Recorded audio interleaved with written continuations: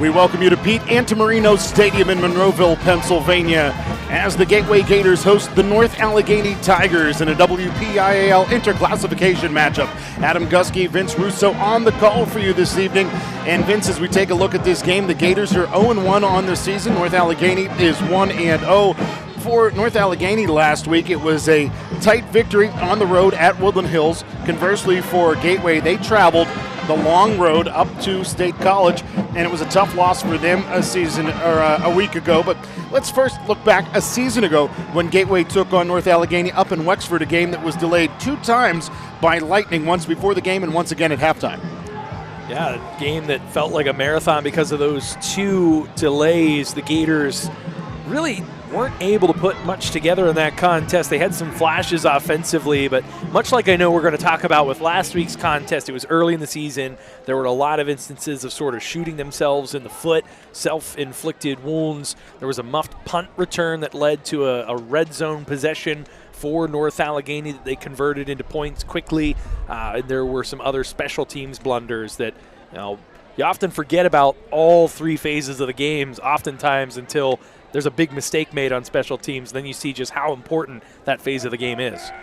Now, for North Allegheny last week, they took on the Woodland Hills Wolverines, a team that is near the top of WPIAL 5A and, of course, NA out of the 6A classification. They have been in the 6A championship perennially over the last several years. And this is a different team than we saw a season ago on both sidelines, quite frankly. But first of all, with North Allegheny, because they have so many newcomers on their roster.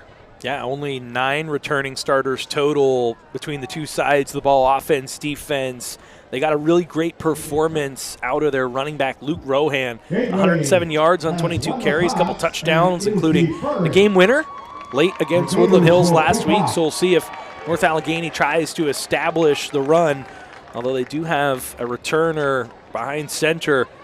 Young man Brinkley, their big-time quarterback, threw for 1,200 yards, 10 touchdowns last year. We'll see if he's able to pick up where he left off. As he's a junior this year, he was 17 of 24, 211 yards. But one thing he's had a lot of trouble with, Adam, is turnovers. Threw 7 picks last year, 2 in week 0 against Woodland Hills. And so an athletic Gateway secondary will be looking to try and pick this quarterback off and gain an extra possession. Now on the near sideline, the Gateway Gators, a team that has a lot of experience returning, and they had some wrinkles they had to iron out a week ago. And while we were talking about quarterbacks, let's talk about Elvis Kachakis, a player who, while he's another very good young quarterback, does get bitten with that turnover bugaboo as well. Yeah, and I know we were talking a little bit pregame, had a pretty egregious interception last week on a drive that was matriculating past midfield into opponent's territory against the State College Little Lions. And, just as you hope you can gain a couple extra possessions, you can't give your opponent extra opportunities. And the Gators struggled with that last season. They struggled with it last week. Now another opportunity against another opponent that's a classification higher than them with championship pedigree to really test themselves before they get closer to Big East play later next month. So the Gators look to move to 1-1, and the Tigers look to avoid going 1-1 as the Tigers take on the Gateway Gators here in Monroeville, Pennsylvania. Good to have you along with us. An absolutely picture-perfect night for high school football. Temperatures in the low 70s, the sun setting to the west across the field from us here in the press box, and it really couldn't ask for much better weather in late August in southwestern Pennsylvania for some high school football. And we're nearly set to get this one started. Kicking off for the Gators is Mikulandrich, and we are underway in Monroeville, PA. One bounce into the hands of the return man for the Tigers in Kern, and Kern takes it to the far sideline, and he'll be brought down as he crosses the 30, approaching the 35-yard line.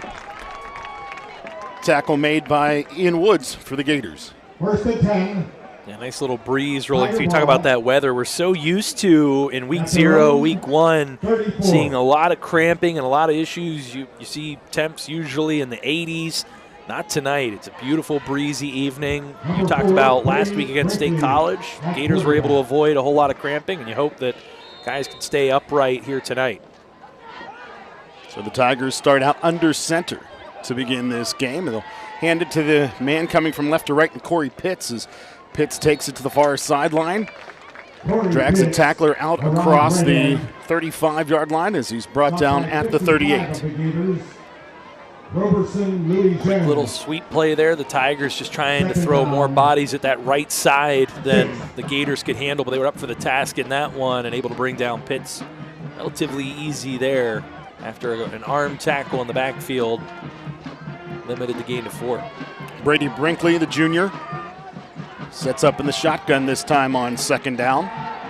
Couple of steps back as he sets up the screen, and the Gators bit on that one as the pass is completed to Rohan, and Rohan coming down the near sideline cuts his way back before he's brought down from behind by Tyree Gowder. That's a play we like to see. The Gators run frequently offensively. So defensively, you'd think in practice you're used to seeing the screen pass thrown at you there. That time, nobody home for Rohan. And Rohan, not a whole lot of breakaway speed. It's not like he turned the afterburners on, sort of just chugging along there. He's a bigger back that's been classified as kind of a bruiser. But that time he was able to get a little open room, use the legs to get down well inside Gators territory. Now they're knocking on the door of the red zone. So Brinkley again in the shotgun with a sidecar to his right in Rohan. Yo-yo motion from the wing on the left. Handoff, Rohan. He's met right near the line of scrimmage and picks up a few as the tackle is made by Sena Egbadzi. Rohan over the middle. Stop by 50. Another good test for the Gators here. Early in the season, in a young defense. Second down. Seeing who rises to the occasion. They got some strong returners, though, in that linebacking core. That's going to be a big key for the Gators, led by the junior Jackson Smith, who I know Don Hall is really expecting a lot out of this year. Talked a lot about him a week ago, as this time Brinkley's going to keep it himself, running to the right-hand side, and we talk about Jackson Smith, and there he is making the tackle for the Gators after a modest gain. He really took a big step forward last year as a sophomore. Got a lot of time. There were some injuries that forced him into an expanded role, and he delivered. He really looked the part. He didn't look overwhelmed, had great poise, great performances throughout the season, and they're just going to count on him to do even more this year. You know, 2 seasons ago as a freshman, he made his first splash, and it looked like he was going to be a player from that day forward. And last year, that role even grew, and he looked even better doing so. Spot on, Vince. As a third down now, straight drop back, pass to the right-hand side is complete. And on the reception is Corey Pitts. Pitts is brought down inside of the 5 at around the 2. Too much of a cushion there defensively. I know you don't want to get burnt behind, but just too easy there. There was no one around Pitts. It was a simple pitch and catch, and Pitts, big difference maker for this NA team. In the secondary last year, he's a Monmouth commit, intercepted 3 passes, had 33 tackles and a fumble recovery, and blocked a punt, so he's all over the field. To the ground goes Rohan, and Rohan drives his way forward and gets to the goal line and crosses that goal line for an NA touchdown. And one big play and a methodical drive, and the Tigers are on the board first. Yeah, positive yardage every play, no incompletions from Brinkley. They were able to just sort of do what they wanted to do at will, move the Gators off the ball, created just enough running room, and then, like you said, that one big splash play with the screen. Ethan Maravich on to attempt the PAT for the Tigers. Kick up, kick good. And the score, 7-0 North Allegheny on top of Gateway. 9:04 to play here in the first quarter. Well, blink and you miss it. We're not even 3 minutes in, and now the Gators going to have to try and match the Tigers' impressive first drive. And Kuchakis will come out looking to build off of a performance last week that certainly still had some bright spots, 189 yards. Was able to throw a couple touchdowns, including one to Tyree Gowder that went quite a ways. Gowder had 90 total receiving yards in the contest overall. Let's see if that connection was looked at early in this one to try and get the Gators on the board.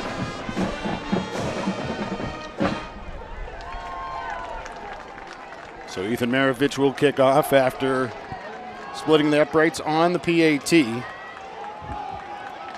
Maravich will kick off. We've got to see if he keeps that ball away from Terrence Cole, who had himself a decent game returning kicks a week ago. Nice foot into this one. And will be returned by Nazir Diggs. Diggs has a blocker. Spun down as he crosses the 30. And they'll mark him down at the 31, 32-yard line. It'll be 1st and 10 for the Gators. Diggs, I like seeing no hesitation. Put the turn on the jets and just try to get as far north as he could. Able to get a decent return up over the 30. Something interesting to think about with this game, these early season tests for the Gators. They're playing 2 of the 6 largest schools in terms of enrollment in Pennsylvania in these first 2 weeks. State College last week, 6th. North Allegheny, 2nd. We'll talk more about the numbers after this play, but the Gators certainly at a disadvantage in that regard. Kachakas in the shotgun, sidecar to his left. Hand off. It's Houston up the middle. He'll pick up a couple. Houston over the middle. Make it a gain of 3 to the 35. So those aforementioned numbers. PIAA data says that North Allegheny has 1,119 students. State College, 876. The Gators, 495. Talk about a little bit of a disadvantage when it comes to your talent pool of young men to pick a football team from, but that's never stopped the Gators before. Houston sidecar to the right side of Kachakas. Option. Kachakas has a crease. He's across the 50, runs over a Tiger, and takes it down to the 45-yard line where the tackle will be credited to Kellen Frank. What a confident run and a great job pulling that ball out at the last possible second. Freezes the defense, able to find that running room, sees that hole, makes the decision. The ability to cognate at that level so quickly for an underclassman, then take that ball down. And at the end of that run, I love seeing him put that shoulder in. He's not afraid to initiate the contact there, falls forward. That's a beautiful run. Dorian Bell shaken up. Getting the start at right tackle today. Craig Schultz, who was injured last week, not in uniform today. Last week we saw a lot of Trey Little at that right tackle position. And a big hitch in the giddy-up for Dorian Bell, so he's out of the lineup. At this point, who's going to play right tackle? It is going to be Trey Little, the 5'11", 240-pound sophomore. And like I said, he got a lot of experience last week. He was partially responsible for springing Terrence Cole on his big touchdown reception. So 1st and 10 for the Gators, the ball at the 45. Kachakas tucks, scrambles left. He's got some room.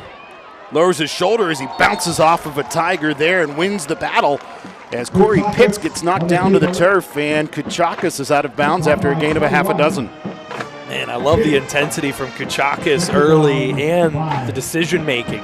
Doesn't see anything, rolls out, keeps his eyes downfield, trying to look for it, but then no real hesitation. Just takes what he can get from the defense, staying on schedule. 2nd and 4, you'll take that every time. Vince, he just has a different physical frame than he had a season ago. He's put on some weight, he's put on some muscle, obviously matured, and that has all led to him being a better physical football player and not just a freshman quarterback here in his sophomore year. 2nd down and 4 as a flag comes from the near side, and the first flag of the game. That's going to be on the defense. That's going to give the Gators a fresh set of downs here. Check in with our referee, Mark Syke. To the first. Offsides on North Allegheny, 1st down. So offsides are the Tigers. Gators have it 1st and 10 with the ball at the 34. Pass complete. Casey Carter, who had a good week a week ago against State College after he had a great game a year ago against State College. And Carter went from, those first couple games last year was sort of his coming out party. This year he's a known commodity in the WPIAL, and you saw some of the local outlets highlighting him amongst the tight ends of note for this season. He's certainly someone that if this Gators team is going to return to the postseason, they're going to expect a lot out of number 9 offensively. Motion man digs. Handoff. Houston bouncing it to the outside. Picks up a couple of yards as he'll step out of bounds inside of the 30 at around the 28-yard line. Kellen Frank in the vicinity for the defenders. Heard some shouting from the crowd. The Gators might have gotten away with a little bit of a hold there. They'll face their first third down here, medium. Probably in 4-down territory at this point. I don't think you're going for a field goal, so the Gators can kind of open up the playbook here, maybe take a shot. Haven't really seen them throw the ball down the field yet. So 3rd and about 5 for the Gators. Digs the motion man on the arcing motion. Pitch to the man coming on the end around. Fumbles the ball, and he'll be met in the backfield as that play was broken up by N.A. and Jaden Stammer had nowhere to go as he was met in the backfield by Nate Orlando. Yeah, broken play indeed. Nothing went right there. Kachakis had no time, got buried, barely able to pitch that ball back. It's fumbled, luckily recovered by the Gators, and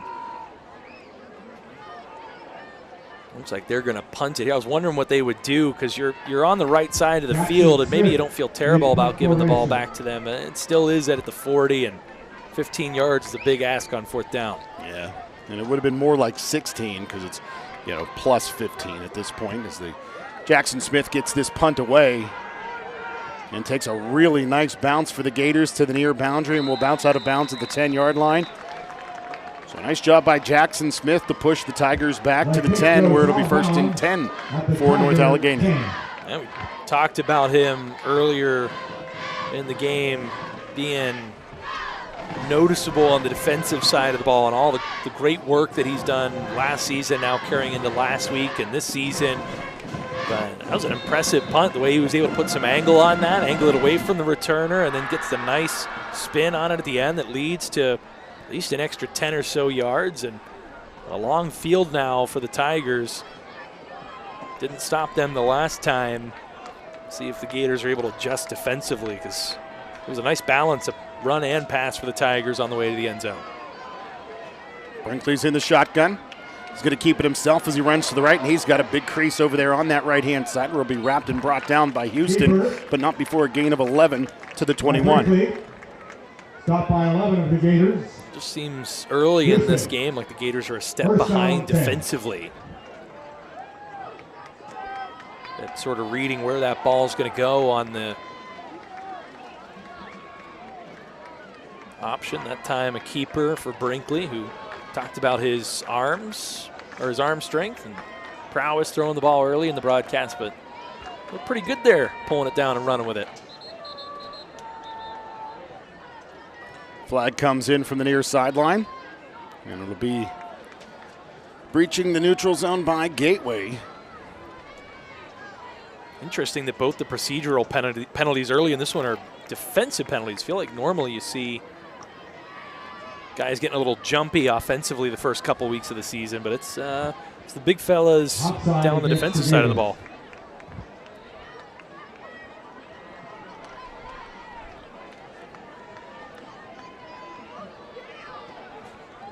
So 1st and 5 for North Allegheny with the ball at the 26. Ball carrier is Rohan, and Rohan was initially met near the line of scrimmage, but drove his way for it out to the 35-yard line before the tackle was made by Tyree Gowder, amongst others. Talked about it earlier. Rohan, one of those backs that's just going to keep running harder and harder as the game goes on. Takes a lot of pride in dishing it out. Got to get low. Low man wins. Got to wrap up. He's going to keep those legs churning. 1st down 10 for the Tigers as a bobbled pass is pulled in. 11 versus 11 there, and Mason Brown wins the battle against Tristan Houston. Brown then gets dumped down by Houston, and Brown is slow to get to his feet. To Mason Brown. Yeah, he was juggling the ball throughout that entire process, and it led to an awkward tackle where it was almost kind of like he got suplexed, and he landed kind of on his back but closer up towards the shoulders, maybe the neck area. That might be what they're looking at, is he definitely took an awkward tumble down to the turf with Houston sort of on top of him. So Hopefully nothing too serious, but that was certainly a hard hit. Looking forward for us here on GatewayGatorProductions.com. Next week we're going to have back-to-back games. Thursday, girls volleyball at 7 o'clock against Greensburg-Salem. And then Friday, football game. Plum Mustangs come to town as Josh Yorish will be on the call with Nathan Breisinger here at Pete Antamarino Stadium. And we were, this time of year last year, we were road warriors. And the trade-off with the way the WPIAL does the schedule every 2 years and flip-flopping home and away means you get to keep all the equipment intact. Don't have to lug things too much. Tear down is pretty simple. We'll take that. Undoubtedly. And we've been fortunate as we've been able to build equipment, et cetera, throughout the years here at Gateway. We're now in a situation where we're basically set up in the gym and the stadium, and then just have to take the stadium stuff on the road for those road football games. Is another completed pass as Brinkley continues to move the ball well for North Allegheny, as this time he finds Cameron Kushner, who's brought down inside of Gators territory at the 39-yard line. Name familiar for North Allegheny fans. Logan Kushner, the super talented quarterback a few years ago that led North Allegheny to that absolute heart-stopping, thrilling, I believe I want to say it was 44-41 win in the 6A title game against Central Catholic. So good pedigree. To the ground go the Tigers this time, and nowhere to go for Rohan. Maybe a yard as the Gators stacked him up. Wendell Hall. First one there for the Gators, 6'4", 190. Coming from that outside linebacker spot. A little slow getting up for North Allegheny, and sort of hobbling off to the sidelines is Lincoln Hoke, who is the big name on this NA team this year. Committed to Pitt already. Won't go into it too much because I know folks have already heard it ad nauseum, but son of one Chris Hope, who played for the Steelers. There's his dad's number, does Logan, as that pass to the far sideline somehow slides through the hands of two Tigers and finds the third in Mason Brown, who's finally brought down inside of the 10 at the 7-yard line. The tackle made by Tyree Gowder, but I don't know who the intended receiver was. There were three Tigers in a diagonal line, and it ended up going to the furthest one in Brown. Brinkley just sort of let that one rip. It looked like he was throwing that into some pretty dangerous territory, but he looks like a wise man getting that one into the hands of his receiver for a big gain, and another goal-to-go situation now on a second drive in a row for NA. Brinkley hands off. Nowhere to go for Rohan this time as he's tripped up when he gets to the line of scrimmage and bounces forward. And there's a flag down in the middle of that offensive line, and usually when the umpire throws a flag right there, it's holding against the offensive line. So we'll see if that is confirmed by our officiating crew. Talked about Mark Seck, our referee. Our umpire is Michael Conlon, who threw that flag. Tripping against Gateway. Perhaps that was what took Rohan to the ground, because he certainly dove forward, and it wouldn't have made sense for him to dive under his own volition because he was clearly going to land short. So an unfortunate break there for the Gators, getting caught on the tripping call. Rohan lowers his shoulders, and into the end zone he'll go for his second TD. Had two last week, and it took him pretty much the entire game to get there. Scored his second touchdown with just under a minute left to play, which helped seal the deal in the win over Woodland Hills. This time, he's got two before we even get to the first quarter break, and the Gators defensively have got to do some soul searching and have some conversations there on the sidelines, because they just look completely disorganized and totally ill-equipped to handle both the run and pass game of this North Allegheny Tigers team. And on the run side of it, it seems like Gateway's almost there every play. Now on the passing game, North Allegheny's getting it done, undoubtedly. But On the run side of things, Gateway's almost there. They're inches away from making a tackle in the backfield or at the line of scrimmage, but the NA Tigers are just doing enough to get things done on the ground, to keep the ball moving, keep the Gators defense honest as well, because the passing game has been so effective that they're able to run the ball to, an efficient way are the Tigers. Well, part of that is, you talk about a young defense for the Gators, some new pieces, especially on the defensive line. You last year had a real senior-heavy line on both sides of the ball. You've lost a decent amount of those folks to graduation. You're facing a running back who's been there, done that, been on a team that's gotten to a championship game, put together an impressive season last year. So he comes in knowing the speed of the game incredibly well, is prepared. And the Gators got to grow up fast. And just as it was last year, you take all this with a grain of salt because you're playing two really big schools in a higher classification, two programs in State College and North Allegheny that are just perennial winners. Yeah, State College a week ago, a team that was the defending 6A District 6 champions. 6A District 7 runners-up are the NA Tigers, as it's T. Cole bouncing off of tacklers. Here he comes to the near side. Can't shed the final tackler as he's forced out of bounds at the 20-yard line. Just ran out of room there. Nobody was going to bring him down on that one. He was shrugging guys off all across the field. Just couldn't get that edge.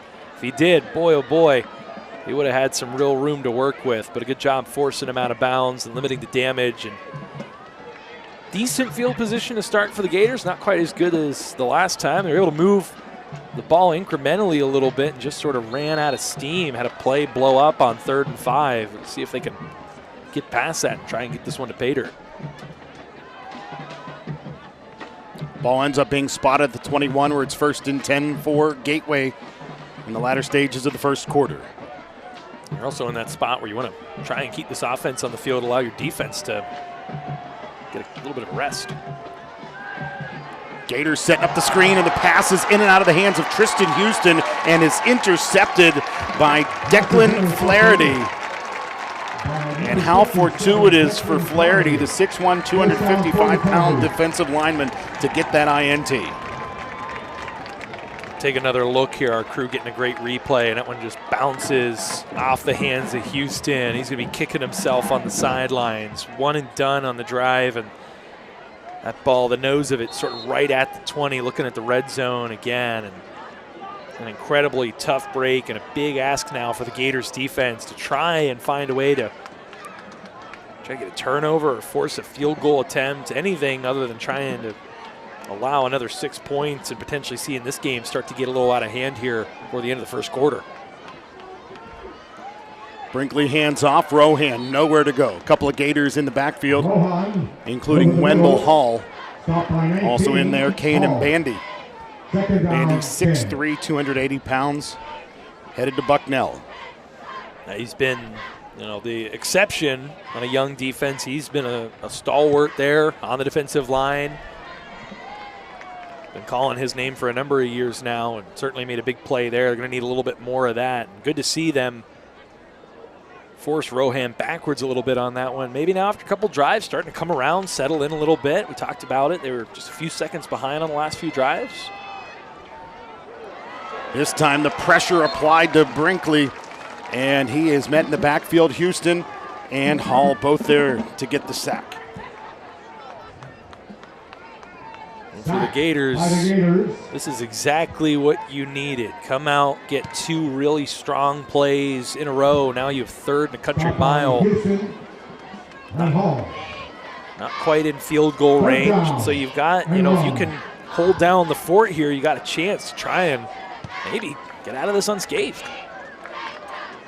Brinkley in the shotgun, looks right the whole way. Late pressure as he's hit, and timing that play very well for the Gators defensively is Tyreek Gowder, as the pass intended for Mason Brown hits the turf incomplete. Yeah, excellent job by Gowder, not getting in there too early and getting called for PI. You see he waits for the ball, gets one hand around the defender or the offensive player, bats that ball away. If he was about a tick faster, he might have been able to jump that route, but as it stands, still a really strong play, and now A long field goal upcoming. I misspoke. That was Kushner, the intended receiver, not Brown. And big ask here for Maravich, a 43-yarder. And that one's going to fall well short. So the Gators are going to end up with the football, getting it back after turning it over on an INT that unfortunately will go on the record of Elvis Kachakis, but really is in the head of Tristan Houston. Yeah, bounced right off his hands. Now you just hope, you got out of it unscathed. Defense able to get a big-time stop, force that field goal attempt like we mentioned, and as well short. I think the Gators, they've been able to move the ball a little bit. Now can you put something consistent together, get into a bit of a rhythm, keep that defense on the sideline so you get a little bit of a rest after a job well done, and put some points on the board. Go into the second quarter, just a score behind in this one against a really good NA team. Opportunity still there to make this a really competitive game.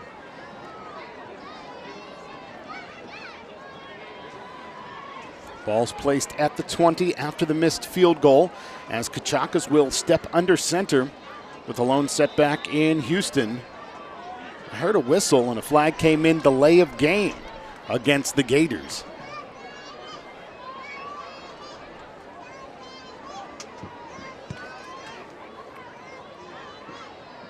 Doesn't look like the officials.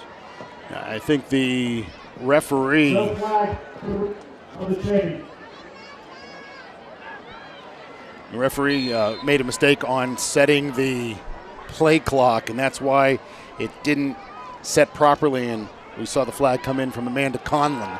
And here's Tristan Houston with a big crease. Hesitates as he bounces it to the left, carries it across the 30, and he will be brought down at around the 34-yard line.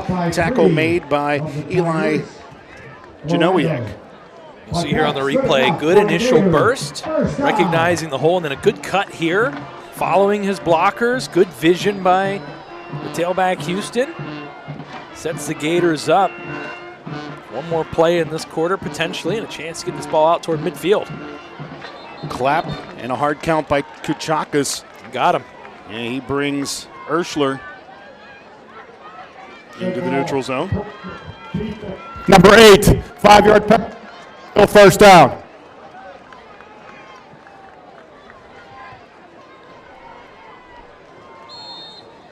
So 5-yard penalty moves the ball forward. 1st and 5 for Gateway. 32 seconds remain in the first quarter. Kachakis, offset pistol here. He's going to roll to his right. Directing traffic. Yep, throwing. Has an open receiver. Perfect timing there by the defensive back. K. Inoue. Goes by Kai, excuse me. Is incomplete. Adam might have needed to get rid of this one about a second or two earlier than he did. But give credit to Kachakis. That's a beautiful ball on the run. With some white jerseys in his face, put that one right in his receiver's hands. And yeah, I mean, just a great defensive play there. Not much else you could say. Love them taking a shot on 1st and 5 there. Good to see them get the ball downfield for the first time in this one. 2nd and 5 to the ground. It's Houston. Drives his way forward across the 40 to the 41-yard line. Stop by 3rd and very manageable. 30. 3rd down. Went with the trick play, sort of the reverse last time. See if they just sort of line up and try to run it at him, or maybe run an option, get it in Kachakis' hands. He's looked really good running the ball early in this one. They have the quarter break to talk it over here as 12 minutes are in the books, and North Allegheny leads Gateway 14-0. And Gateway just seems to be less sharp than North Allegheny here through the first 12 minutes of football. They do, but ending the quarter on a high note. Great defensive stop. They forced the missed field goal. The defense looked confident and drove North Allegheny backward after a really unfortunate turnover offensively. Kachakis has looked sharp in the early going, as we have already talked about. That interception not really on him as it went through the receiver's hands. And they've been able to move the ball. They've had time, other than the one blown up reverse play. Kachakis has had some time to look downfield. He's done a good job using his legs to both extend plays and pull that ball down, get positive yardage. And I have to wonder if they're going to try to draw something up that keeps the ball in his hands. He's been really sharp in the early going of this one.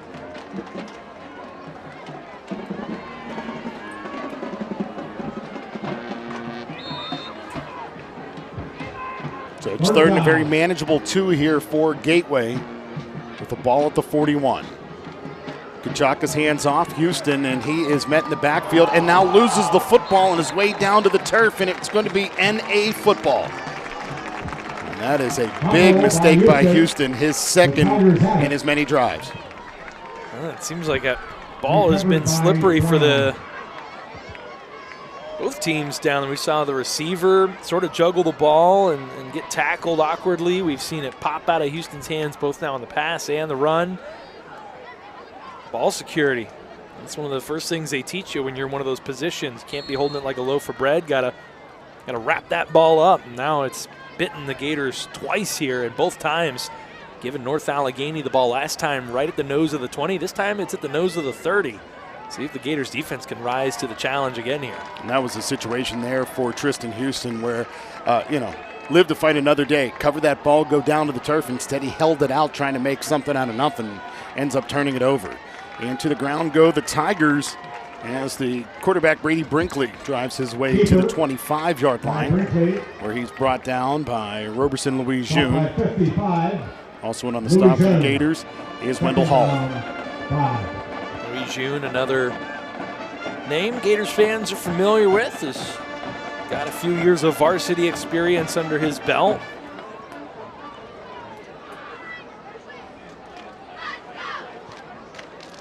Yards a little too much on first down there. Now North Allegheny with a ton of options here on 2nd and 5.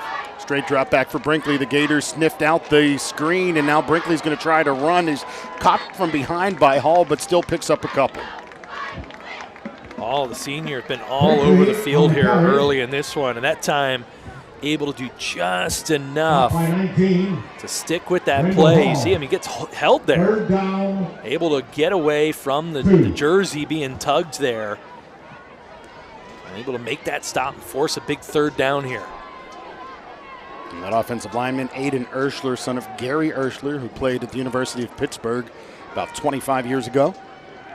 So it's 3rd and very manageable here for Brinkley and the Tigers, and it's Hall again, right in the face of Brinkley, and he'll swap that one back.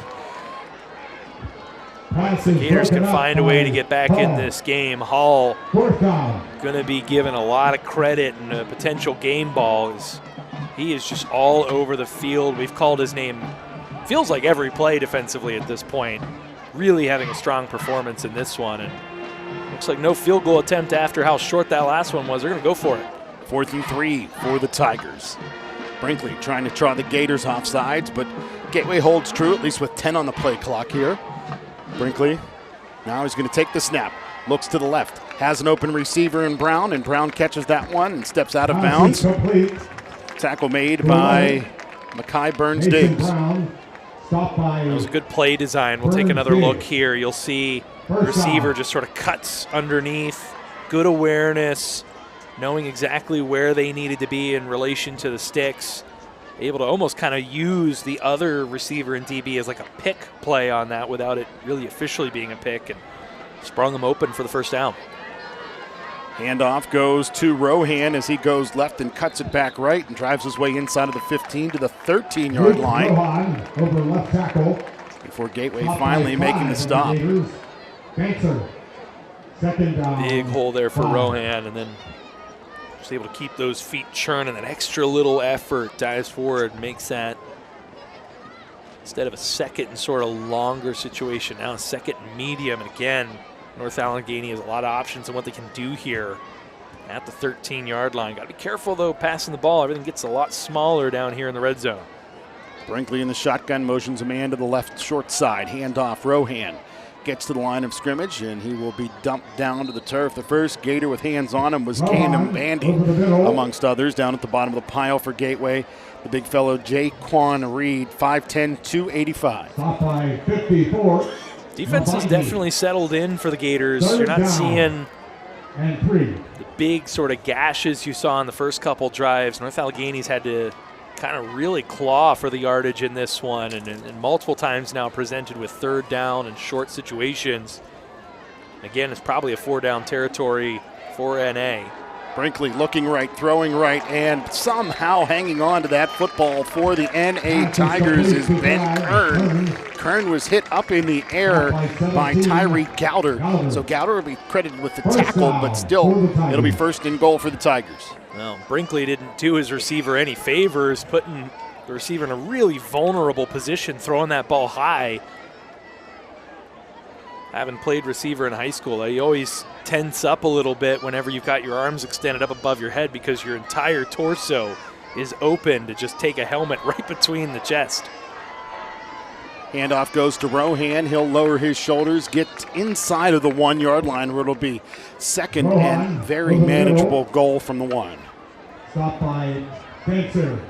There haven't been a whole lot of plays where the Gators have been able to stop this rushing attack in the backfield. They've certainly slowed it down considerably, but an experienced back who's low to the ground and physical like Rohan, he has a propensity against most teams to fall forward. And they're going to go with Brinkley here. That's quarterback simple. Yeah, Brinkley right up the middle. 1-yard touchdown for the Tigers.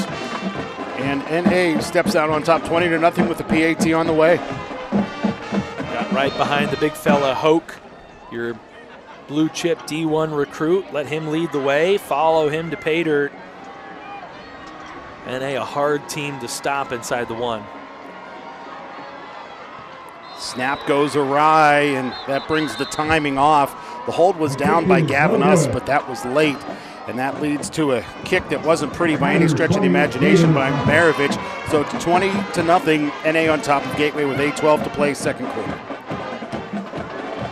And now the big story is, can you avoid the big mistake? Can you,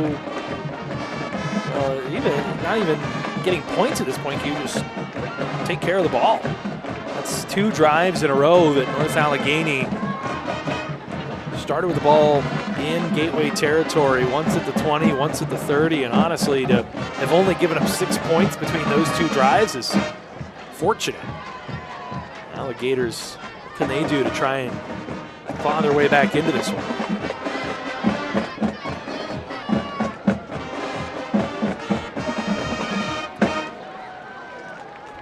Well, we saw last week Terrence Cole generously listed at 5 feet 7 inches tall. The return man, he was a spark for Gateway in the return game. Also caught a touchdown pass.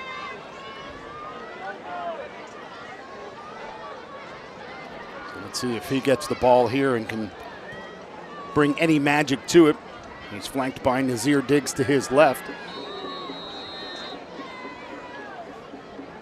It'll be a nice spark for the Gators. Feels like they just need something, some sort of big play or something to go real well to sort of build that confidence back up.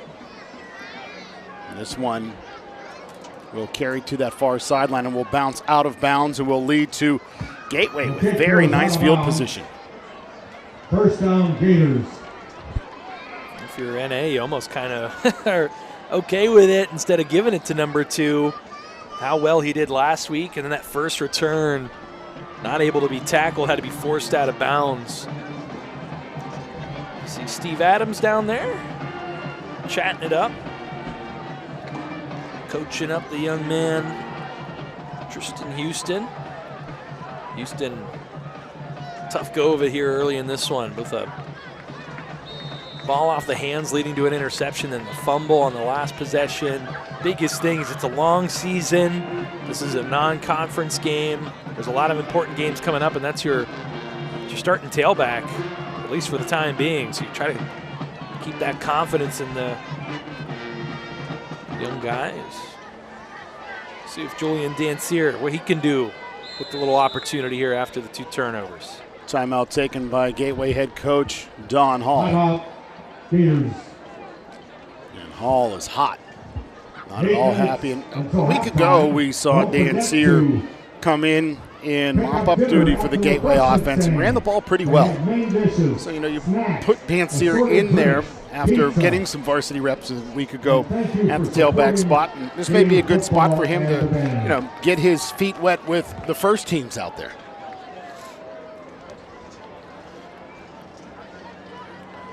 We talked about what's next for Gateway here at home. It's the Plum Mustangs, and that is the second of 3 straight home games for Gateway as the Gators move into conference play against the Kiski Cavaliers on September 12th before we make the short trip to Monroeville as the Gators take on the Franklin Regional Panthers. Then back home are the Gators to take on the Armstrong Riverhawks before the Battle of the Bell in Harrison City on October 3rd.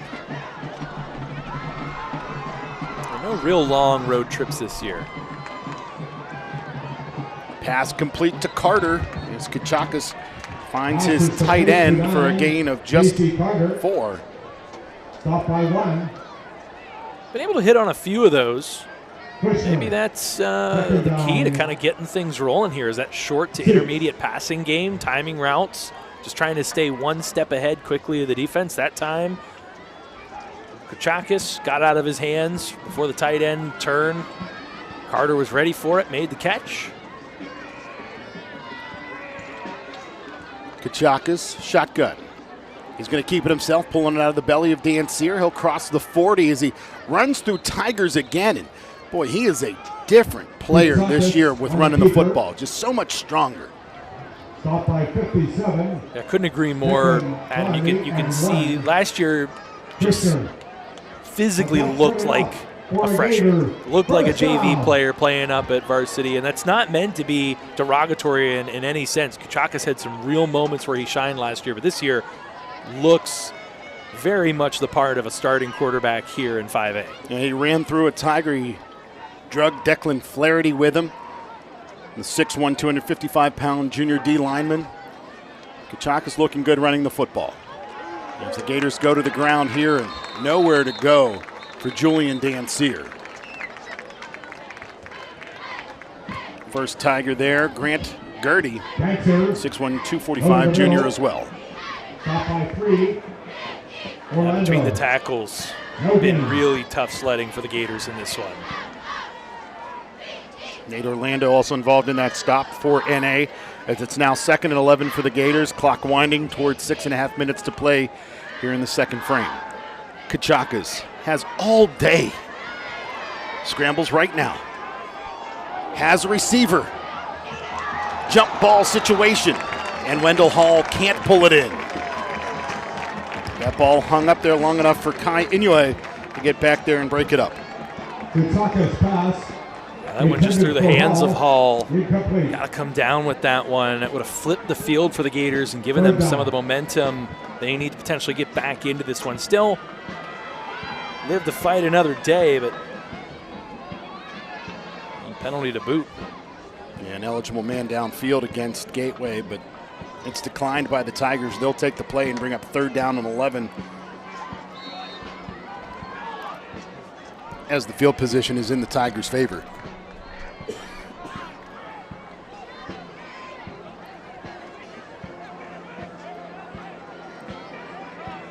Kachakas.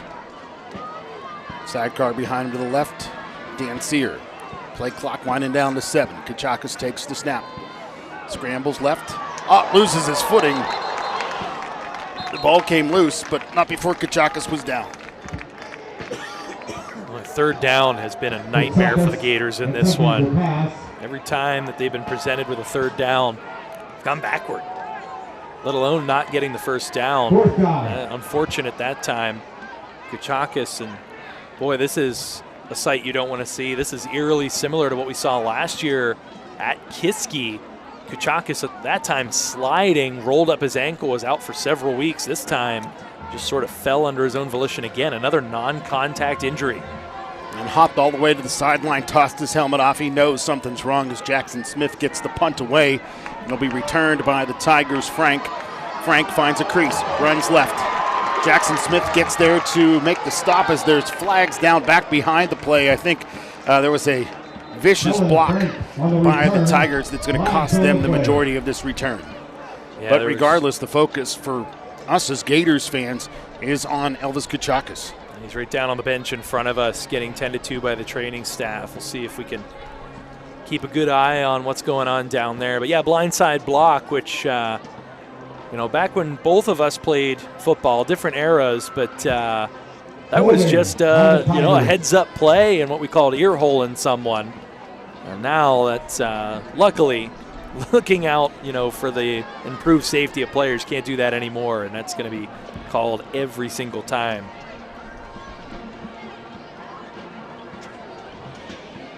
And it's funny, there's about a 15-year difference between my playing days, your playing days, and then these guys out there on the field in their playing days at the high school level.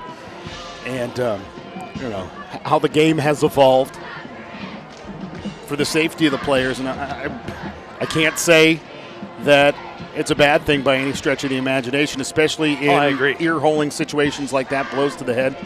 Well, in that one right there, it was behind the play. It was inconsequential to what was happening in the play, and that's the whole emphasis of the rule, is a lot of times that's when those things happen. It's you don't want to fully outright say it's a cheap shot, but it's not that far off. And so you eliminate that play from the game because more often than not, it's not consequential to the overall outcome of the play.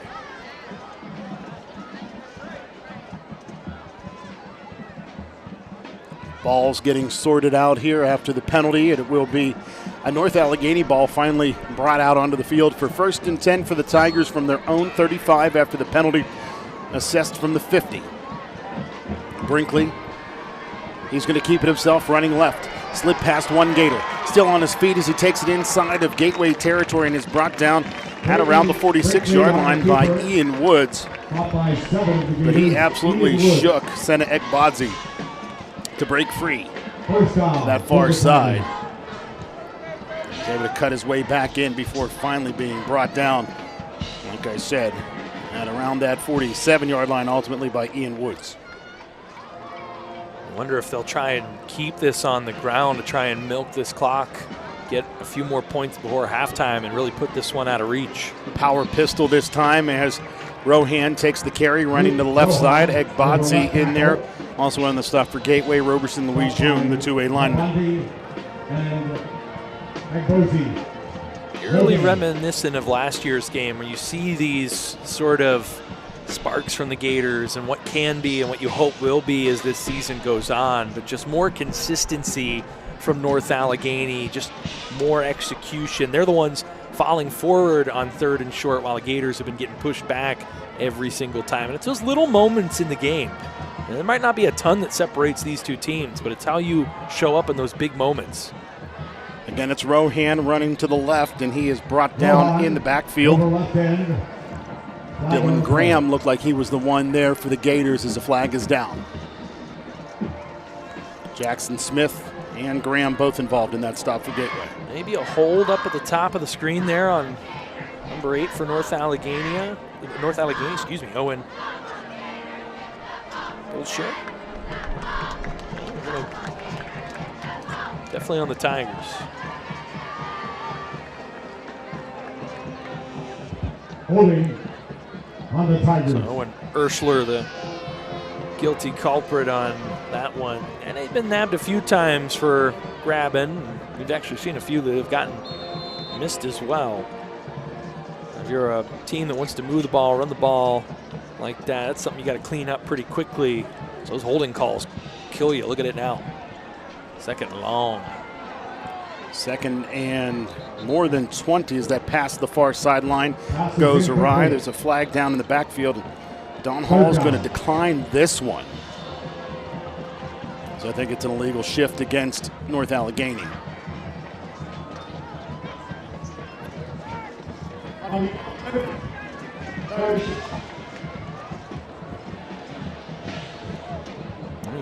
Take the result of the play there instead of the penalty. Gives you a 3rd and really, really long here, and a chance if you can get a stop to still have a decent amount of time and 2 timeouts if you're the Gators. The big thing is who's going to play quarterback, because Kachakis still getting looked at. Ball carrier Rohan drives his way back towards the midfield stripe, runs over a Gator into Gateway territory to the 49.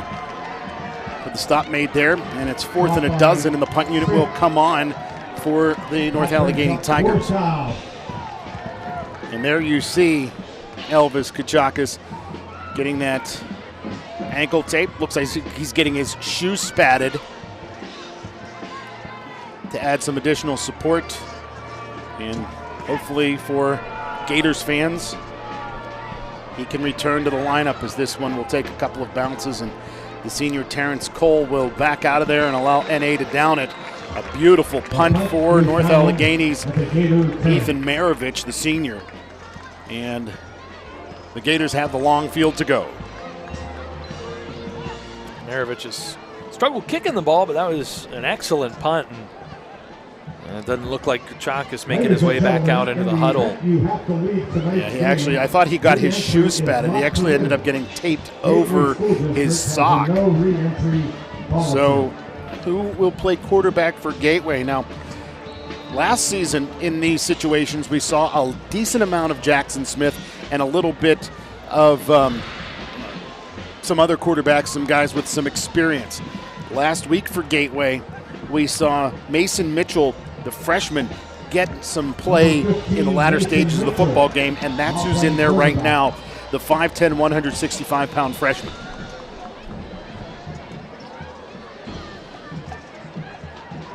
Mitchell in the shotgun. Dancier motions to an empty set. Mitchell has time and had a receiver on a crossing route in Diggs, but he gets hit as he releases the football. As the timing off there, a little happy feet for the freshman. Well, hard to come in ice cold to a game where you're down 3 scores, you're taking over at your own 7-yard line, and then Art Walker, first play defensively, brings the house on you. So honestly, Mitchell just being able to get rid of that one, live to fight another down, not a bad decision there. But for the Gators, even if you don't come up with points, you'd like to move the ball out of the shadow of your own end zone a little bit. Try not to give the ball back to NA with ample time in a short field. So Mitchell under center, hands off. Dancier goes to the right. Picks up a couple. Stop by 60. Tackle made by the Tigers. Colin Seffick, 6'1", 245-pound senior. 3rd down. And NA, I think, uses the timeout here smartly to try to set themselves up with decent field position. If they can get the stop here, the Gators forced to punt. And in all likelihood, NA takes over near midfield or better. And 3rd down has been the Gators' nemesis early in this one, yet to convert one, and oftentimes going backward. What do you draw up here with a freshman quarterback who's taking his 3rd snap of the night? Do you try and take a shot, risk turning the ball over? Running the ball is, your biggest production offensively was Kachakis keeping the ball himself, and now he's no longer in there. Mitchell, haven't really seen his wheels yet. What can he do? Tough spot here for Don Hall and the Gators. A beautiful night it is here in southwestern Pennsylvania. Temperatures mid-60s right now, and look at that late summer sunset. Downtown Pittsburgh on the horizon. One of the highest spots in Allegheny County as we sit high on top of a hill, on top of a tall press box. So it's 3rd and 9 for the Gators. Ball's at their own 8. Mason Mitchell fumbles the snap, and his knee was down as he went for the football. So that'll be a loss of about a yard and bring up 4th down and 10, and a timeout again taken by the Tigers. Things just going bad to worse for the Gators. The freshman, you appreciate that his main concern was making sure he didn't turn the ball over, but a more experienced player might have been able to keep that knee up off the ground and try to move that ball in some way, shape, or form. Instead, it's a loss of a yard, and now Jackson Smith going to be punting with his toe, or his heels rather, near the back of his own end zone. And we don't know how much Mitchell practices taking snaps from under center, period. And if he does so, in all likelihood, it's more with Julius Clark than it is with the starting center, Roberson Louis June.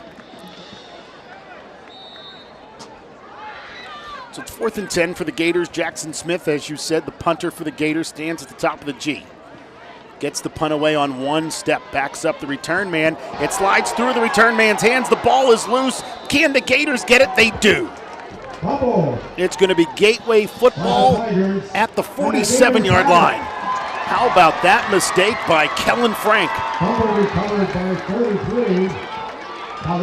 North Allegheny had done a good job taking care of the ball up until this point. Certainly had some issues with penalties, but it's the Gators who've turned the ball over twice. They get one back here. Now the Gators breathe new life into this game. Ball near midfield here. Still ample time to work with. They haven't used either timeout, so if they can start moving the ball a little bit here, whether it's through the air, on the ground, they don't have to go at a breakneck pace. Khalid Harper on the fumble recovery. Older brother Dyson playing at West Liberty. Older brother Dallas playing tomorrow at Acrisure Stadium for the Duquesne Dukes as he transferred from Youngstown State in the offseason. Straight drop back. Mitchell hesitates and gets swallowed up on the screen. Mitchell is sacked. Owen Urschler with a big dance. Gators fans take a bit of an exception to that as he was kind of standing over Mitchell in the process. Second down. Right there, you got to get rid of the ball. You got 3 guys breathing down on you, especially when it's a screen that's designed. You're going to have pressure in your face. Holding on to that ball is just not an option when you draw out the screen like that. Now it's 2nd down and long. And I've seen Elvis Kachakis try to get up a couple of times here, put pressure on that right foot and cannot do so. As we look at the ice pack, it's certainly at the top of the foot. Not necessarily the ankle per se, as that pass comes to Dan Sear. The ball gets pulled loose by the Tigers, and another Gateway turnover, this time by Dan Sear. We've seen a fumble today by Gateway's Tristan Houston. Houston also bobbled a pass that ended up being intercepted, so Gateway turns it over for the 3rd time today. Well, Adam, and they've turned it over for the 3rd time in their own territory. Let alone 3 turnovers. You talked about last week, an interception thrown on the plus side of the field when they were driving that, is rotten in its own context because it breaks up what was a drive that was moving along this time. And the Gators defense has done everything it can to have only given up 20 points, including just 6 in this 2nd quarter, despite the litany of turnovers, but can't keep testing fate like that. Brinkley carries it himself this time, drives his way forward for just a gain of 2 as he's stacked up. Down at the bottom of the pile, Kane and Bandy, the future Bucknell Bison. Stop by Labandi. Defensive front for the Gators has continued to come on as this game has gone on, shrugging off blockers, making tackles, limiting the effectiveness of the run game for the Tigers.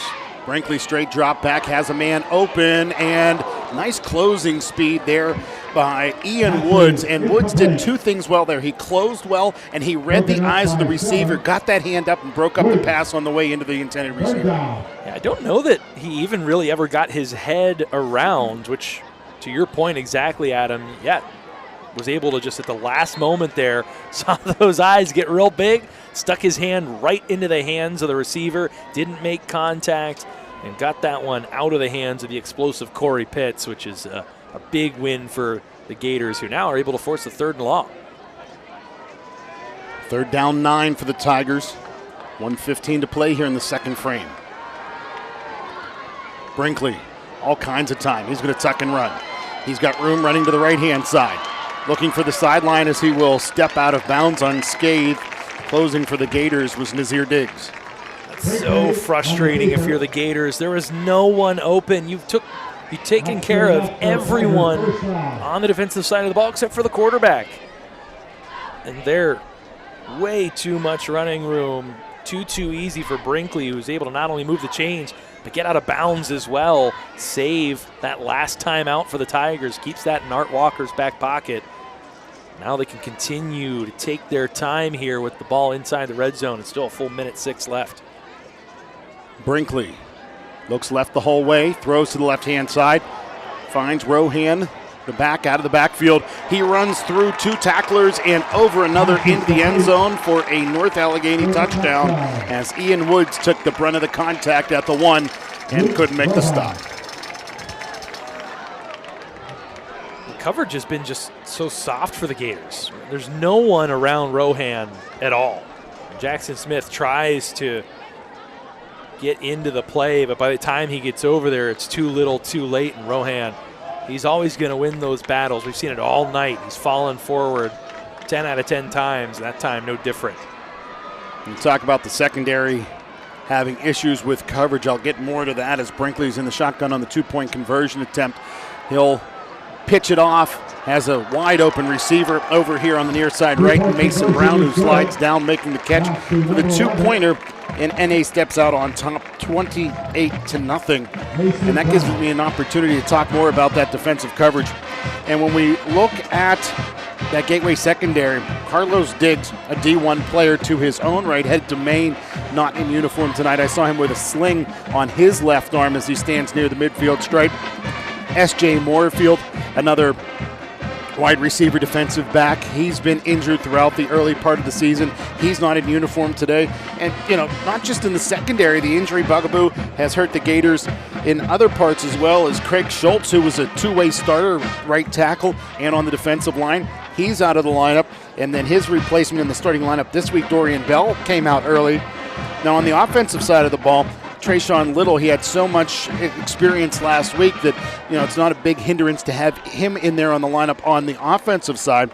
But on the defensive side, Gateway finds themselves, with a very slight sophomore, Dylan Graham, just 200 pounds at 6'2" at the defensive end spot in place of Schultz. So that's, something that, Graham, undersized, really has to step up big from that right defensive end spot. Just so many injuries hurting Gateway. And your best ability a lot of times is availability. One bounce. Terrence Cole on the return. Found a crease, bounces off a tackler, drives his way out towards the 30 before he's brought down. Terrence Cole, 5'7" tall, listed as a wide receiver. But the way I've seen him run the ball, at some point, you've got to wonder, does Don Hall start to think about putting him in at a running back spot, especially when you look at his physique? He's built more like a tailback at right around that mid 5 feet range, up near 185 pounds. Read my mind completely. Just the way that he operates with the ball in his hands. Great vision, great tenacity, north to south runner, great acceleration. A lot of things you look for in a back, and that height, that low center of gravity can oftentimes be a real plus for a back. Mason Mitchell in the pistol, hands off. Houston trying to make amends for two earlier turnovers, picks up a few there as time winds down, under a minute to go here. Clock winding towards 40 seconds to be specific. You talk about the injuries again, Adam. We saw it last season with the Gators. Kachakis out throughout the season and multiple spurts. Kenny Lewis, their best player last year, didn't play a single down due to a preseason injury. It's been a tough break for the Gators these last couple seasons. You list off those names. You talk about how different this game could potentially look with some of those guys on both sides of the ball. Schultz, Moorfield, Diggs. And those are solid varsity players who make big plays, have a track record of doing so. Their reputation speaks for themselves, and certainly the Gators have a lot less bite when those guys aren't in uniform. And now Elvis Kachakis is out. He is sitting on the training table with a heavy wrap and ice on that right foot, and you can still see that it is ailing him. And it's a combination probably of, as the team captain, as one of the team captains and the quarterback, it hurts him to not be in there, as well as being physically injured. Well, probably some deja vu and some frustration. Had an eerily similar injury last year, and now it's sort of a here we go again kind of thing, and that's psychologically really difficult for a player. Second down. Toss near side. Mitchell finds Houston.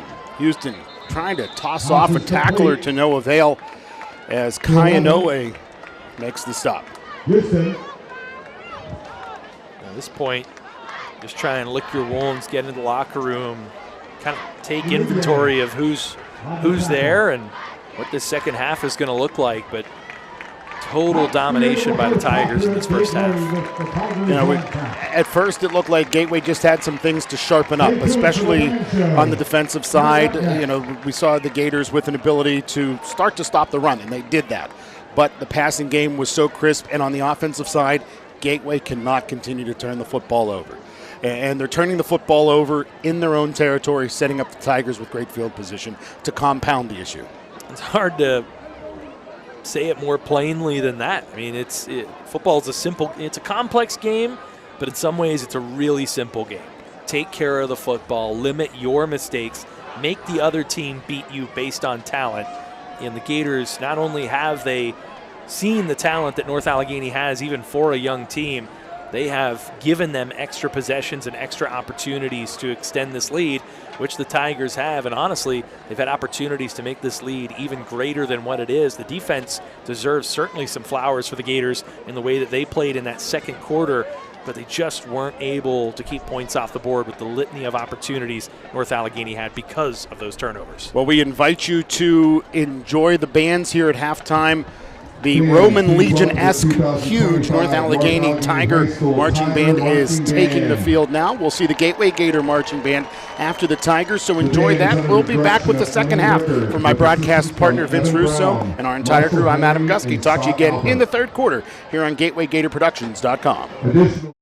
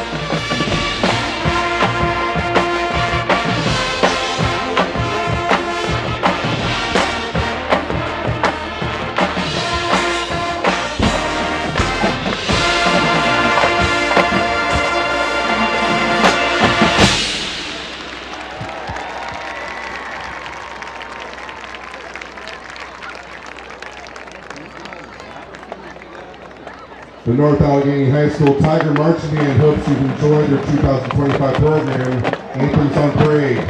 Thanks to the Gateway High School Marching Band for the hospitality. And as always, let's go Tigers!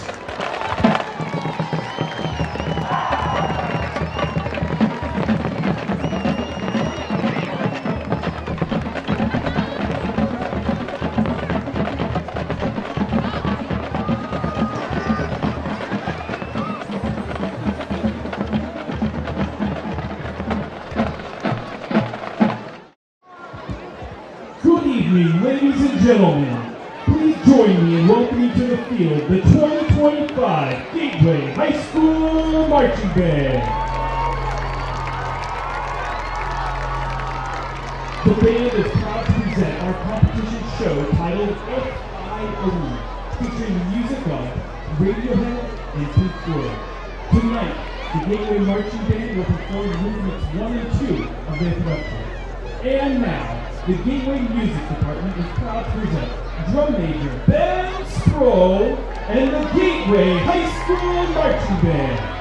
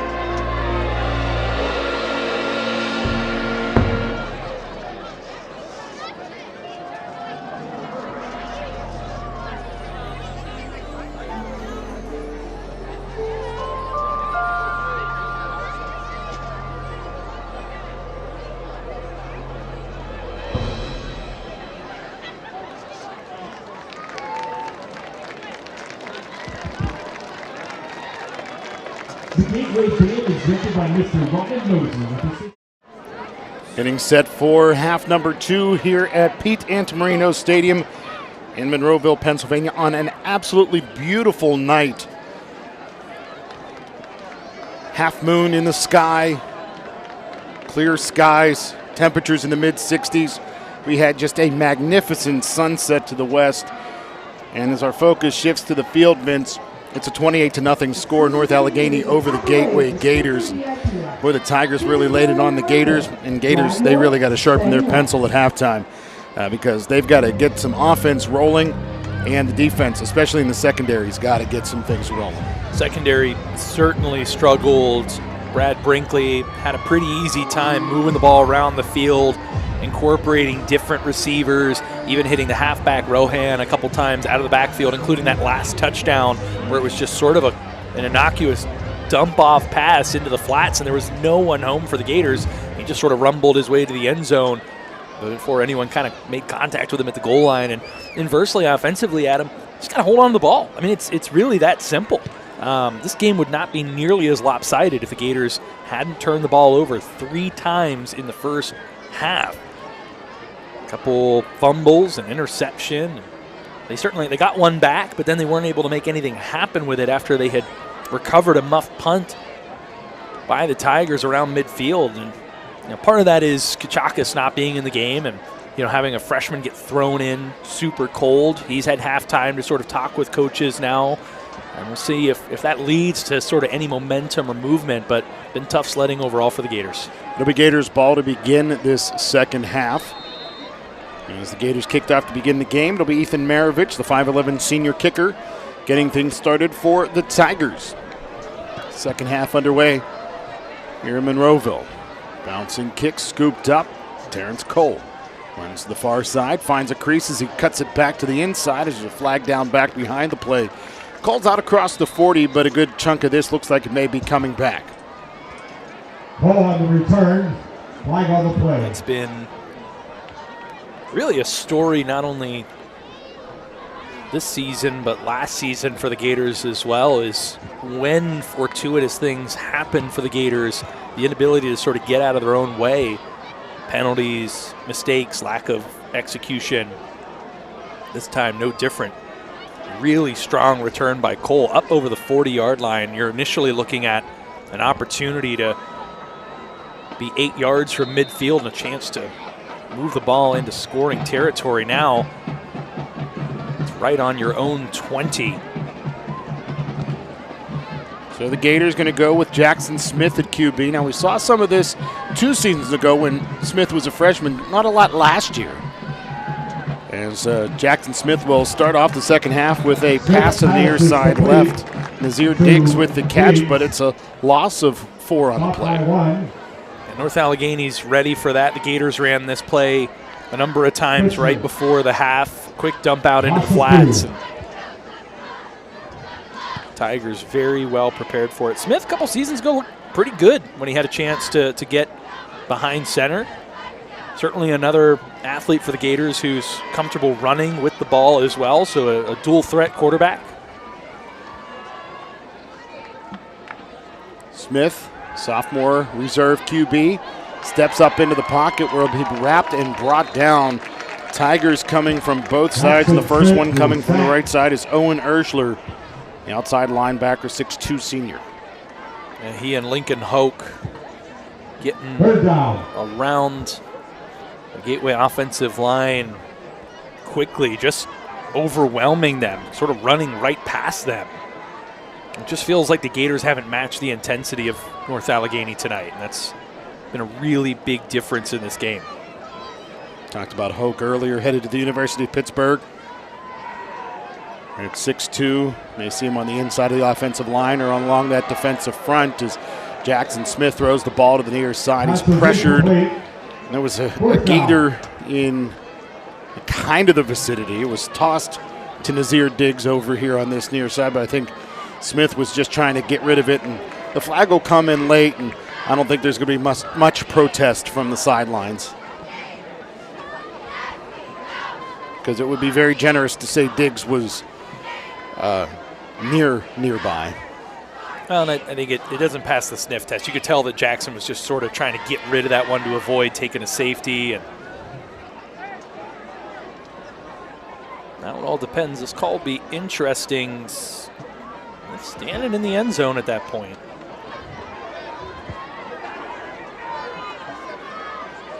Put it right there,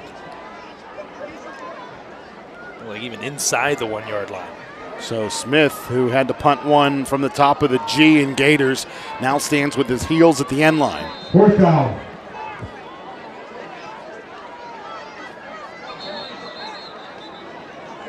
Flags come in as there's movement along that offensive line.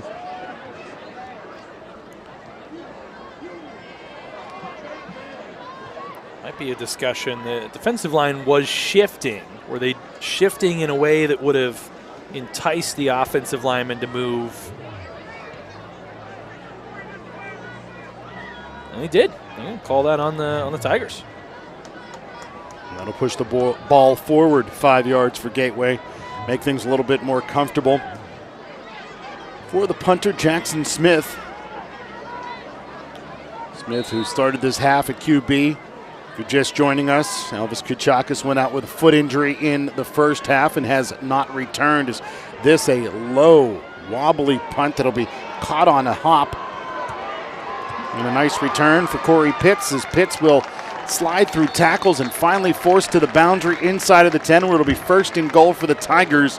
And right now, North Allegheny just 7 points away from the modified timekeeping system. So there's a flag that came in late there, and you'll see on the replay here, if we stay on it long enough, that there were definitely words exchanged, and the most demonstrative was Pitts. A lot of times they'll get the retaliatory, but both players were jawing a little bit. It was Monte Lemon for the Gators.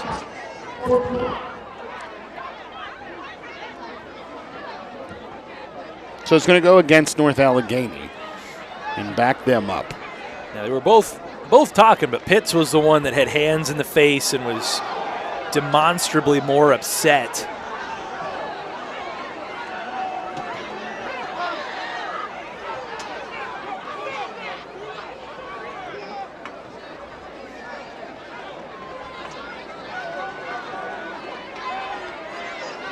Even still with that penalty, it's going to be really great field position for North Allegheny, who's set up shop now, I think, for the fourth time in Gators territory to start this contest. Tigers go to the air on 1st and 10 from the 22-yard line, and it's a Tigers TD on a 22-yard touchdown pass to Corey Pitts. Well, Pitts pretty quickly atones for that penalty. I'm sure he's still going to get an earful on the sideline for it, but a really nice catch over the shoulder. A beautiful ball by Brinkley, just putting that where only his receiver can make the play on it. There was even a little tug at the end of the jersey there, but Pitt able to maintain his composure and look that one in for the score. Snap goes awry as the holder, Kushner, was not anticipating the snap and retreating, covering up the football smartly was Ethan Maravich, the kicker. So we will stay at 34 points, and the clock will continue to operate as normal. Well, that's the second time that there's been a snap issue, and Maravich on his own hasn't necessarily gotten the most out of the ball. We saw the field goal attempts fall very, very short. You know, this is a North Allegheny team that every year the expectation is a championship, right? Certainly all eyes are on Pittsburgh Central Catholic, that brings a tremendous amount of talent back on that roster. And so North Allegheny, a younger team, sort of a dark horse number 2 this year. Still, though, number 2 in 6A and a 7-team 6A. And the big thing, you know, these championship games have been pretty close these last few years. They're going to have to iron out that kicking game if they're going to want to find a way back to a championship. Take another look at that touchdown pass to Pitts. The nice punt return, some of that negated by a penalty, but they went right back to him, and he makes amends catching the touchdown. And you touched on the Central Catholic Vikings. How about their offensive line? It looks like a small college offensive line.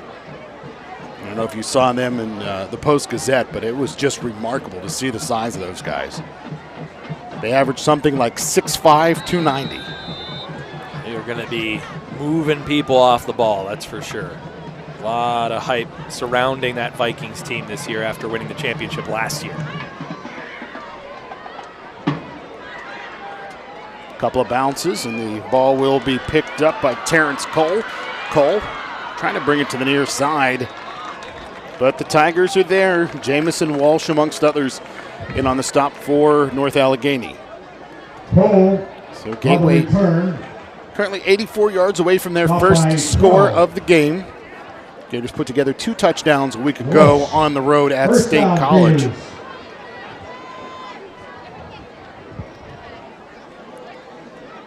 Drive number 2 for Jackson Smith. Didn't have a whole lot of time. And they were well within the shadow of their own end zone. That drive starting at the 7. This one not all that much better. Still inside their own 20 at the 16-yard line. Will he have enough time to get his eyes downfield, or is he going to have to use those legs to try and get out of dodge? Smith handing off. Dan Sear nowhere to go, as again the Tigers are in the backfield. And again, the first one there is Urschler, and we talked about Owen Urschler earlier, the son of Gary Urschler, who played football at the University of Pittsburgh a couple of decades ago. Our cry from early in this game where Kuchakis really had a lot of time to look downfield. The levee is broken, especially here after halftime. Art Walker and company for the Tigers making some adjustments, and they are getting in the backfield routinely. Handoff this time, Dan Sear bounces left, has some room, gets tripped up. Good open field tackle at the ankles by Inoue. But still Dan Sear with a nice pickup and a Gateway first down. Yeah, if Dan Sear can step out of that one, he probably gets at least another 5-10 yards, if not a good chunk more. So a really strong open field tackle after an even stronger run by Dan Sear. Really the first time we've seen him be able to operate with some real clear running room.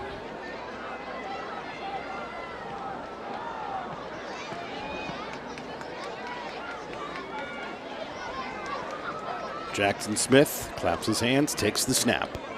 Handoff Dan Sear, gets hit at the line of scrimmage and driven down to the turf. Lots of white jerseys there, including Declan Flaherty. And at the bottom of the pile, Grant Gurdy.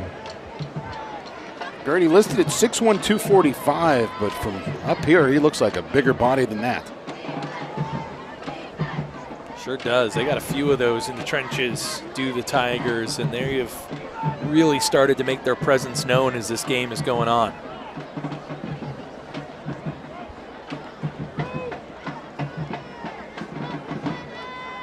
Second and 10 for Gateway. Smith with trips on the right. Hands off, Dan Sear cuts it forward. Dancer over left guard. And he is brought down approaching the 30. Stop by 8. Another strong tackle, another instance where if Urschler. Dan Sear can Down. get out of that trip right there hard, he can't see that. That's coming up from behind. A really strong play, but he doesn't get tripped up there. He's got some really good real estate in front of him to take advantage of. So just underscores how nice of a play that was from Urschler. Play action, screen set up, and the pass goes awry. Intended for Dan Sear. Gators weren't really able to set up the blocking. Only one offensive lineman was out there in the lead, in Monte Lemon. But the punt unit will come on here on 4th and long for the Gators with the ball at the 29.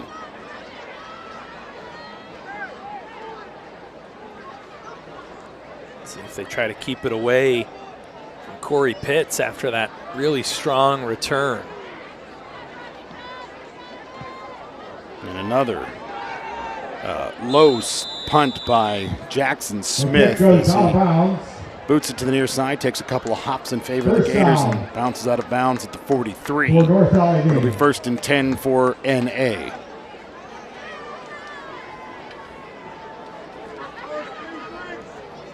A single conference in 6A. Meanwhile, in 5A, Gateway in the Big East Conference, and they will head into Big East Conference play 2 weeks from now here at Pete Antamarino Stadium. as Gateway will take on the Kiski Cavaliers. And you can see the entire conference there. Kiski's 1-0, as is Penn Trafford. Everybody else with a loss in week 0.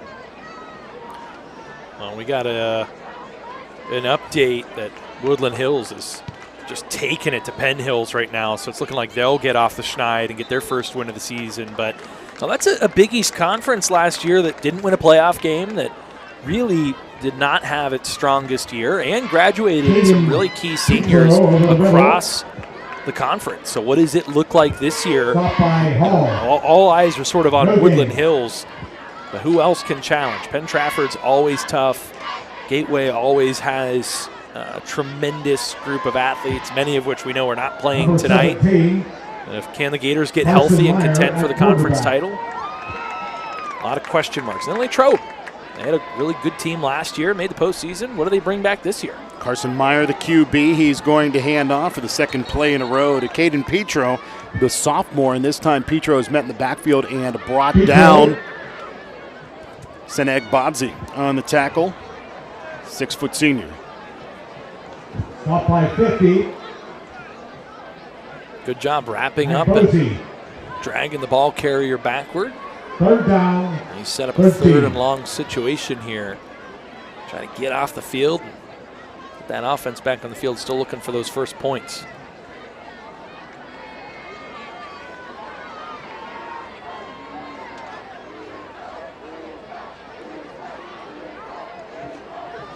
Play action. Ball dumped off. Logan Huey on the reception, brought down near the initial line of scrimmage. There's a flag down along the near side, and it's an eligible receiver downfield against the NA Tigers. So I think Gateway is going to decline this one.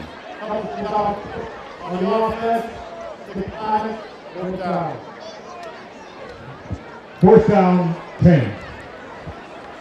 So 4th and 10 after that completed pass from Meyer to Huey. Punt unit on for North Allegheny. Maravich gets this one away under some pressure. Not a pretty punt. We'll take a couple of hops in favor of the Tigers, and we'll roll down to the 21-yard line. Now, may have seen an original touch back near the 31, and one of the Gateway coaches trying to plead that same case. They're still selling refreshments at the stands.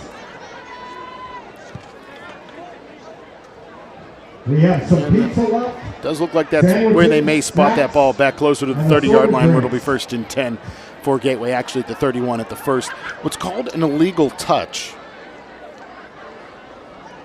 But there's no penalty on that. All that is as soon as the punting team touches the ball beyond the line of scrimmage, that is where the ball is turned over to the offensive team, with the exception of if the offensive team should touch the ball, giving it back to the punting team. So Mitchell's back in at QB, as a lot of substitutes are in there along the offense for Gateway. Dan Sear is the ball carrier as he goes left and is forced out of bounds after a nice gainer there. Caden Petro on the tackle. You're at a point in the night where this game has been decided. You get a chance to try and work different players in, see what you've got for the long haul of this season. And hard to really truly evaluate the Gators tonight with the litany of injuries they had on both sides of the ball. Now you get a chance to see who might be some younger guys who could step up and play some meaningful snaps as the season goes on. Dansier runs left and is brought down near the line of scrimmage. Grant Gertie on the stop. 3rd down, 2. Tried to bust that one out wide, and the blocking just wasn't set up for that to really manifest itself, and results in a non-productive play, but still, after that really impressive first down run, an opportunity here to move the chains on 3rd and short. Dan Sear takes the snap, and he'll drive his way forward, and that's enough for a Gateway first down. Didn't overthink it that time just put his head down, did what he had to do to get that ball just far enough.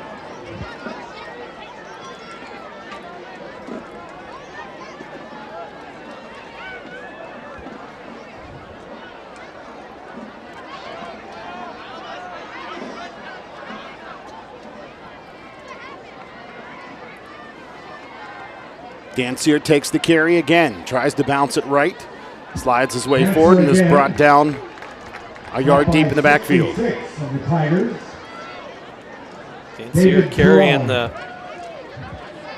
second down. Heavy load here of them going back to him time and time again. Does Mason Mitchell here on a 2nd and long drop back or potentially pull that ball out, try to take it himself, or are they content to just sort of feed Dancier and see what they've got in him?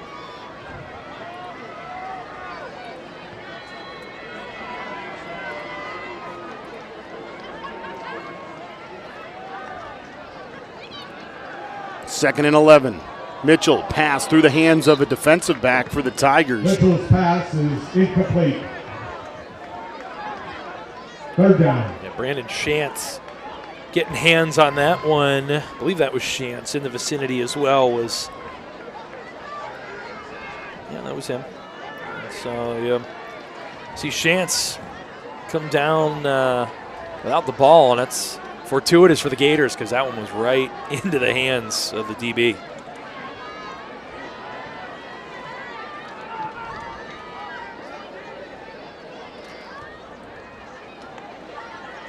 Mitchell, a tuck and run. Runs to the right as the flag is down, and he'll pick up a few. Mitchell on the carry.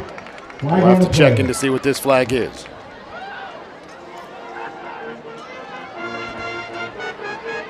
Never a good sign when they're thrown into the offensive backfield. It's going to be a call on the Gators. I'm not sure if it was a hold or what exactly. We'll get the call here, though. Penalty is declined. 4th down. They might cut out there for the official, but the important thing to know is that was a penalty on the Gators. North Allegheny will wisely decline, and now it'll bring up another 4th down. And Jackson Smith has struggled the last few times to really put the boot to the ball. See if he can get a little bit better at one this time. Takes one step to his right, and this one a decidedly better punt that hangs up in the air, bounces out of the hands of the return man, where he will then cover it back up. That's Jaden Rucker, who's going to be brought down. And a few words after the play by a couple of NA Tigers. Tristan Houston held his hands up. Houston kind of stood over him for a minute.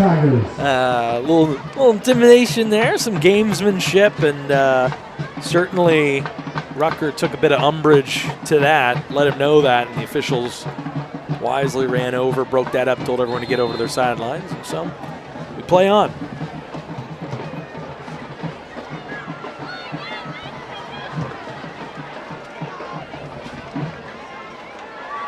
First and 10 for the Tigers at the 20.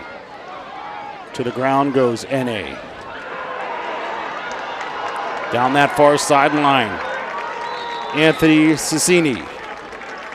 And Cicini is brought down inside of Gateway territory at the 48-yard line. Stop by 27 of the Gators. Cicini, a good combination of speed, but also here the ability to stay upright. Good balance after nearly getting drugged down, and then a little stiff arm there at the end, and game or touchdown saving tackle there.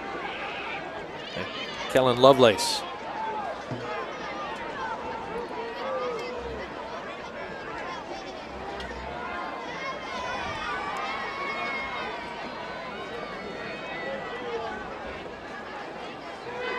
To the ground again, it's Cicini bouncing left.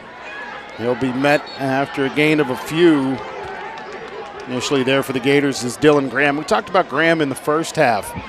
Lanky defensive end for Gateway, 6'2", 205. And, you know, it's an omen's duty at his size to try to play along that defensive front, especially just a sophomore. You know, you've got to deal with A, inexperience, B, you know, a slight stature. And I'm sure he'll continue to gain strength as his career progresses. I'm just digging the head of hair.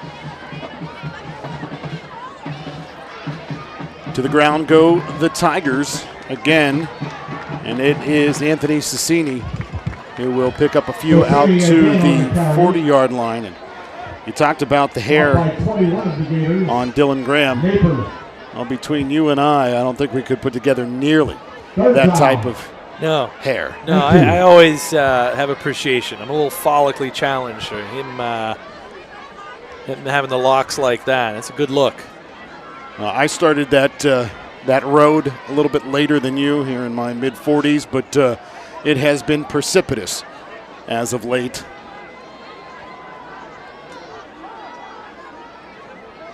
It's 3rd down and 2, and it's Cecchini met at the line of scrimmage and dragged down after a gain of just about a yard. Cecchini over the middle.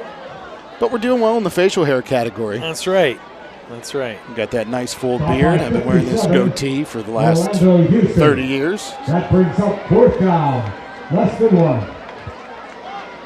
Unfortunately, or fortunately for our viewers, the camera we usually have here in our booth is being utilized for other purposes. And perhaps it'll be back for next week. And if so, it won't be Vince or I that you'll see here on GatewayGatorProductions.com. It's 4th and 1 for the Tigers. And under center goes the QB, Carson Meyer, and picks up the 1st down.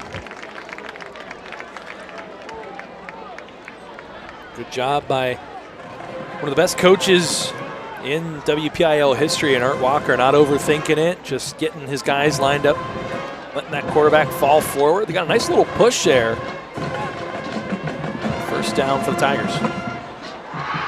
Art Walker Jr. started his head coaching career at Pittsburgh Central Catholic and then moved to North Allegheny, where he's been for quite some time.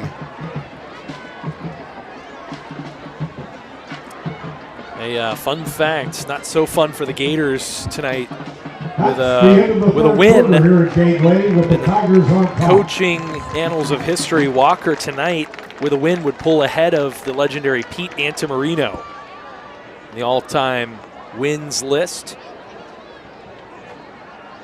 As Walker's knocking on the door of the top 10 in WPIAL history's 40th all-time in state coaching wins at 265.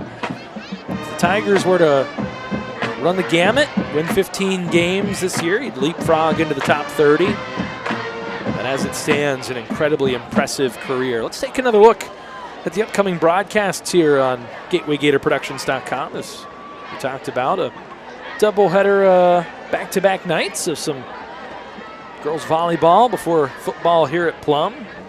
And the Mustangs bring their boys soccer the following week before Kiski area travels to Antamarino Stadium for the first conference matchup for the Gators. Franklin Regional on the horizon as well. And hard to believe, just a few weeks we'll jump right into conference action. And the Gators getting, just as they did last season, tough tests in the early going. We talked about some of those numbers earlier that in terms of boys enrollment, Gateway around 500 or so, while North Allegheny north of 1,100. Certainly, those numbers play a part. When you've got that sort of pool of students to choose from, you're going to have a little easier time recruiting and having a deep bench on your sideline. And heading into next school year, the numbers will be updated. And, could there be a reclassification since Gateway is not at the bottom, but down near the bottom of the 5A enrollment for boys for football? Could that slip down? As back to the ground go the Tigers.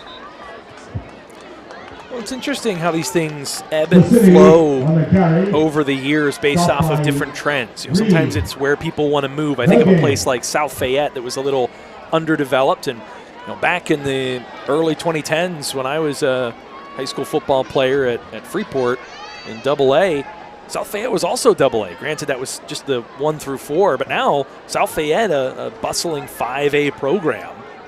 And you look at, we talked about some trends with declining birth rates and what that might look like for different communities. Cecchini goes to the ground and picks up big yardage there inside of the 20 to around the 17. Lovelace. Sassini's First down got for some the good wheels, Tigers. good pop of speed, good acceleration, able to see the hole, nice cut. Able to get past a couple would-be tacklers. Neither team really has eye-popping speed that we've seen tonight, but Sassini might be the exception to that. Sassini takes it again, goes right, cuts back left, drives his way towards the Sassini, 10. Number right guard. And second and very manageable for the Top Tigers. by 26 of the Gators. Darrell Harper. Second North down, Allegheny and 2. Art Walker just want to keep this clock moving. Next score turns on the modified timekeeping. At this point, you've proven all you need to prove. Both teams just ready to sort of turn the page on this one, focus on what lies ahead.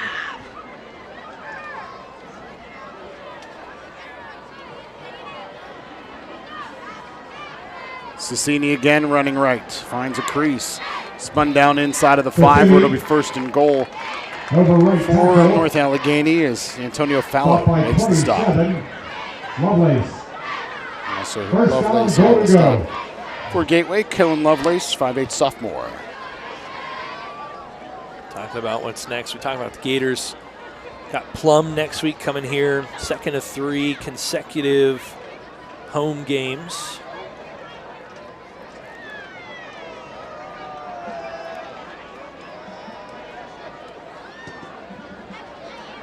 For the Sassini takes the carry over right tackle and into the end zone. He will go to stretch the lead to 40-0. NA on top of Gateway. Sassini's had all kinds of room, and that time the seas parted. An easy path to the end zone for the Tigers. I was trying to sneak it in before that play, but my browser wasn't necessarily cooperating. But North Allegheny heading back home to Wexford. They got Penn Hills next week. That'll be an interesting matchup. How do the Indians respond, as they're currently getting absolutely drubbed by local rival Woodland Hills? And obviously we don't have a live score update on that one. Just at Flag on the halftime, play. I happened to jump on social media and saw a picture of the scoreboard from one of my old high school teammates who happened to be at the Woodland Hills game this evening.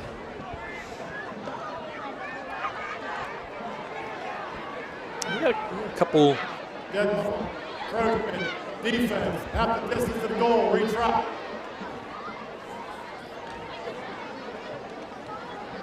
Try to find some out-of-town scores that are pertinent to this congregation.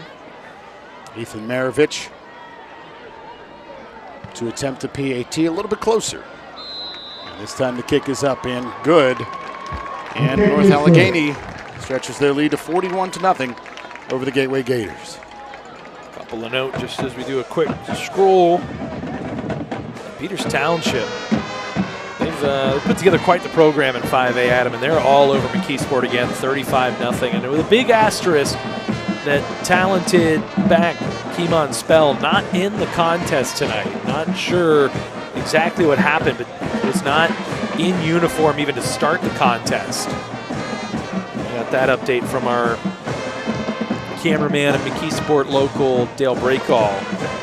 That's a McKeesport team that has to adjust this year to having all the eyeballs on it, sort of the favorite in 4A. Boy, you talk about a player that has blossomed his spell. Looking in the rearview mirror 4 years ago, 3 years ago, when they were on Gateway schedule at McKeesport and then here at Antamarino Stadium, he was just such a terrific player as a freshman and a sophomore. You can just tell sometimes when a guy is going to be a really special player. We saw Derek Davis for the Gators a number of years ago at Pitt now after initially getting recruited to go to LSU. It's just sometimes players that have the physical and mental tools that are just a step above and just so special to watch. And this region's been gifted with some really great players. Nazir Diggs out of bounds as he crosses the 30 to the 32-yard line. Nazir Diggs on the return. Strong return there to set up North Allegheny with decent field position. That's one thing they've benefited from pretty much all evening is really solid field position. But now the Gators on the other end, what can they do now with the ball over the 30? Who do they send back out there at quarterback at this point in the game? So it's going to be Mitchell again. Saw Jackson Smith get the start in the second half. Mitchell came in to spell Elvis Kachakis after he was injured in the first half. But we have not seen Smith since the game really got out of hand. With NA scoring first here in the second half. Both teams have kind of called off the dogs and brought in their reserves. As the Gators go to the ground there with reserve running back Daryl Harper, 5'10" sophomore. He saw some carries a week ago.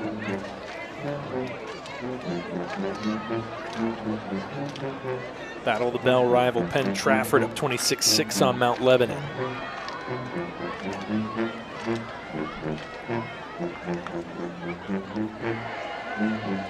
Gators little wide receiver screen to the near side, and it's Khalid Harper, the reserve tight end, picking up nice yardage there. As Harper is brought down out at around the 41-yard line. We saw Harper a season ago make some splashes on special teams for Gateway, and he making his presence felt in the later stages at the tight end spot. As a freshman, or excuse me, as an 8th grader, he was one of the favorite targets of Elvis Kachakis, but has seen limited run at tight end. And, that's not much of a surprise when you've got Casey Carter in the starting spot at that position. Yeah, certainly. That doesn't take anything away from Harper whatsoever, who, as you mentioned, had some real bright spots. He's a known commodity for the Gators, someone that they trust having out there. That's just a position where they have an abundance of resources, some real depth there, and some real quality players. Of course, Harper, a player of pedigree. Talked about his 2 older brothers playing at the Division II and FCS levels, respectively, one of whom will be playing at Acrisure tomorrow. The Duquesne Dukes, as Gateway goes to the air, and the pass intended for Nazir Diggs is incomplete. Intended for number 13, Diggs. Incomplete. Drops have certainly been an issue for Gateway receivers tonight. You see another one here.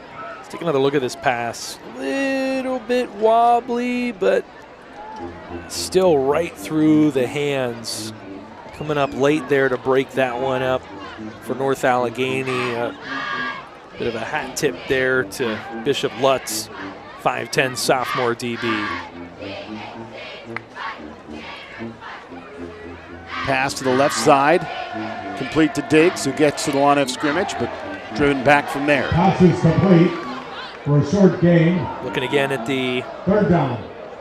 Big East and some of the teams around the area. Hempfield hit a 40-yard field goal, has a 17-14 lead on Franklin Regional. About halfway through the 3rd in that game.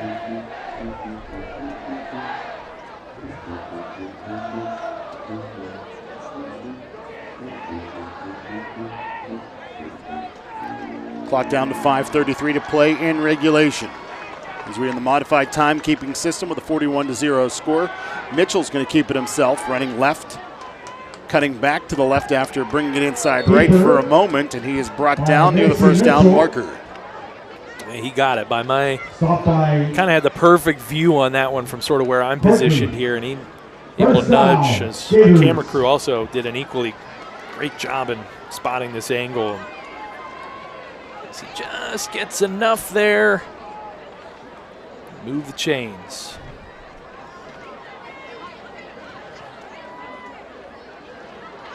I'll tell you the big game that we haven't talked about tonight, but Pine Richland leading Central Catholic.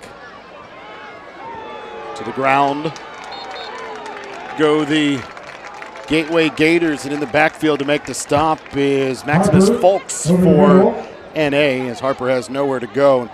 You talk about that Pine Richland Central Catholic game at Carnegie Mellon University. Not much of a surprise there. As I took a look at our friends over at KDKA Radio social media, they put out, kind of a poll every week of their talent, of who picks, which big games of the week. And 3 of the 4 of their folks said that Pine Richland was going to win that game. Well, I'll be frank. I think 5A runs through Pine Richland without a doubt. I mean, they have an embarrassment of riches this year. They bring back so much talent from last year's championship roster. Added a transfer who's got an offer to Penn State. They've got a young man Timmons going to Florida, and they've got a really impressive roster. They won the WPIAL last year, taking down Peters Township.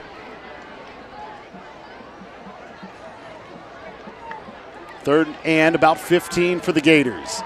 Mitchell shrugs off a couple of tacklers, decides to tuck and run, and picks up a half a dozen to the 45. So it'll be 4th down and 9. Looks like Don Hall's going to keep the offense on the field here. Mitchell, really good escapability here. Take a look, and a good job hanging on to the ball. That's been an issue for the Gators tonight, but able to secure it. Dishes out a little punishment at the end of that run. Way to make something out of nothing.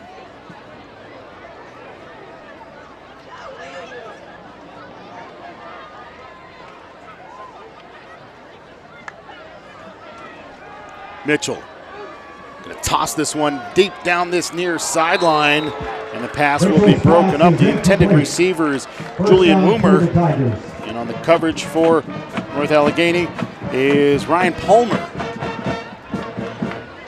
Take another look. Nice ball by Mitchell, getting some air under that one, allowing the receiver to try and make a play on it. Maybe put a little too much on it. Both players there tangling up a little bit before the ball gets in there, but no one player doing anything that really approaches the level of a pass interference call.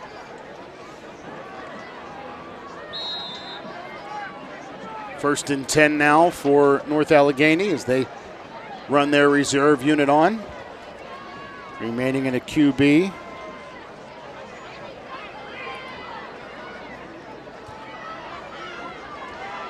Carson Meyer.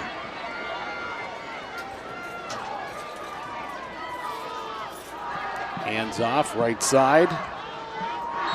Goes Joseph McKella. McKella brought down after a gain of 4. McKella on the carry.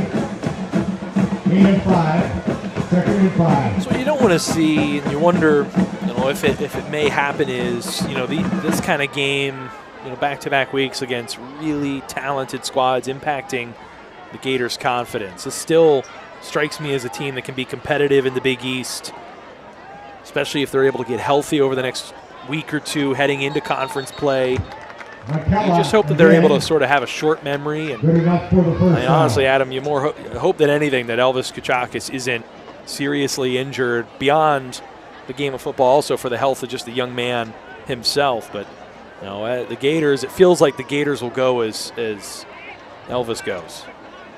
McKella, the ball carrier on the previous play for North Allegheny. Antonio Fallow on the tackle for Gateway.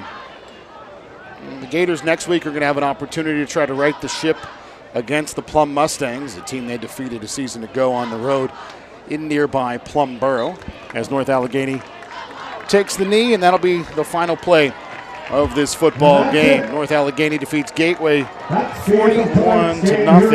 13-point second half for the Tigers after they led the Gators 28-0 at halftime.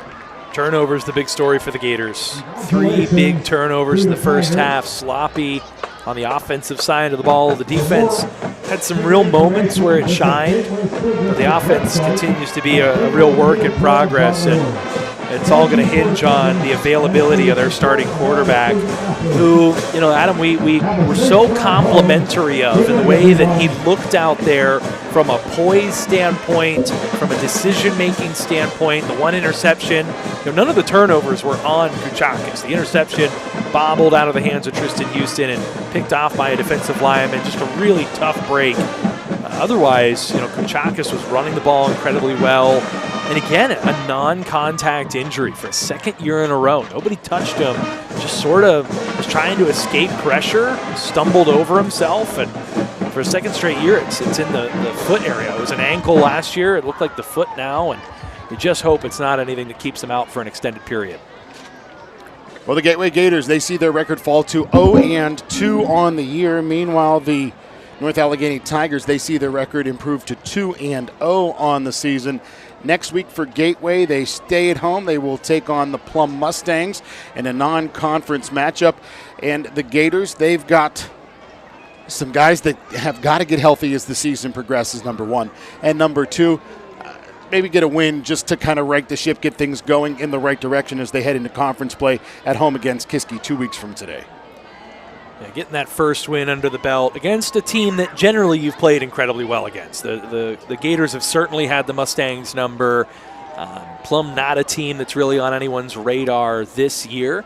So a strong opportunity for the Gators to get that first win of the season. And yeah, I mean, offensively, defensively, you've got some guys that are big-time difference makers that just either weren't in uniform tonight or weren't able to stay on the field. And if they're able to get those guys out there between the hash marks, I think we'll see a different end result from this Gators team. Well, that'll do it for our coverage here this evening at Pete Antamarino Stadium, as again, the Gateway Gators fall to the North Allegheny Tigers by a final score of 41-0. North Allegheny now 2-0 on the year, while Gateway is 0-2 on the season. I want to thank our entire crew. Great work all evening long. And I want to thank my broadcast partner, Vince Russo, coming back, joining me after a week hiatus, and then you and I both off next week before we'll start to make our way back to the airwaves here on GatewayGatorProductions.com. Again, we thank you for joining us as Gateway falls to North Allegheny right here in Monroeville, Pennsylvania.